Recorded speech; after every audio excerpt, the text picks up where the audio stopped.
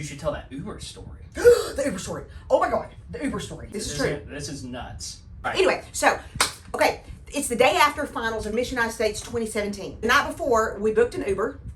It was from very early. Our flight was extremely early. We get everything packed up. The next morning, the phone rings. It's downstairs saying, "Hey, your Uber driver's here, and they need for you to hurry." Interesting. Yeah. So we're like, "Oh crap!" So we get all of our stuff together, run downstairs. We go out the door. Yep. And there's a tablet that's got her name on it because it was from her app. Right. That she booked this Uber, or from her account. So her name is on this tablet, and we're like, "Okay, there's a person." He's mad because it took us so long, and he was like, "I've been waiting here. You're supposed to be here at this time, whatever." And we're like, "I'm sorry. We're sorry." Our bags go in the trunk. We get in the car. I get behind the driver. She gets behind the passenger seat, and we're sitting there. All is well, hunky dory, on our way. Right. A few minutes in, the phone rings. This is where it happens. Yes. The phone rings. She answers the phone and she says, "Oh, I'm sorry. But no, we're already in the Uber." Right. They called her number because they actually had her number. Yes. The other people were able to get information via, somehow. the internet. Yes. Yeah. So that's why they had to go in and have the front desk call us because they didn't have our contact info. So the real Uber driver calls and says, "I'm here." And she was like, "I'm sorry, we're already in an Uber. We're on our way already. Thank you." Hangs up the phone. Right. And I was like, "Oh God, I know what's happening." I've got GPS pulled up, and I have the coordinates for the airport pulled up, and of course, every 30 seconds it would say, "Make a U-turn." Yeah. Make a U-turn. Right. Make a U-turn. So Clearly going the wrong way. Not going to the airport. Right. We're not going to the airport. I get chills.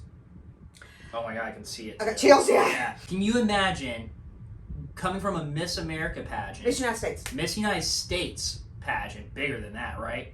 And you get a call from who your actual Uber driver was supposed to be. Exactly. And because she's like probably 15 years younger than me, and extremely tiny and perfect and wonderful, and just immediately it was, "You've got to save this situation.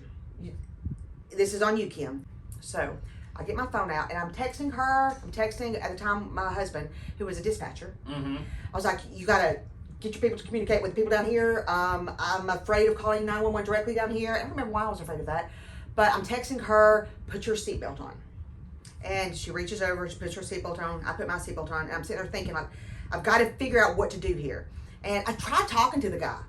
You were trying to make friends with him. Trying to make friends with him because when I was a kid, I'd heard that if you're ever abducted, make the abductor feel like they have an emotional connection with you. Like you kind of want to be there, Yeah. Yeah. And they're less likely to harm you. Right. Because they feel emotion for you now. They don't want you to escape. That's the big thing. And then there's that. Feel like you're trying to escape, it gets aggressive. Put down their defenses. So he didn't want to talk to me. He was very sharp, very hateful. He's talking with somebody constantly on the tablet here. It feels like I was in that vehicle, not an Uber, for hours. But obviously it was probably more like 20 minutes, 30 minutes, something. I had made the decision. Literally, I'd made the decision to reach up, put my hands into his eye sockets, and pull back with all my weight. And I saw myself do it. I was prepared. I thought through how grotesque that was going to be. But I remember being like, I'm going to die either this way or chained to a bed. Yeah, you're going to go down fighting. Yes. Yeah. They will not get satisfaction out of this. Right.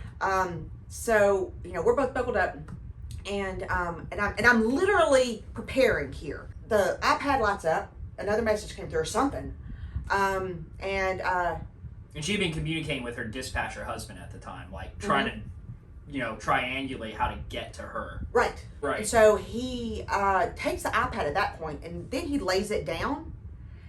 And I'm still getting ready. I didn't understand the significance of that in that moment. All I'm thinking of is, do I do it now? Right. And then I want to say something dramatic happened, like I started hearing the ticking of the blinker, and I was like, okay, we're either now doing that U-turn that my GPS is telling me we need to do, or we're going to like a warehouse somewhere. Right. Yeah, you're going to the end. I'm going, yeah, exactly, or to a bus or whatever. Yeah. I'm like, okay, give him a chance, and my GPS is telling me that now we are headed to the airport.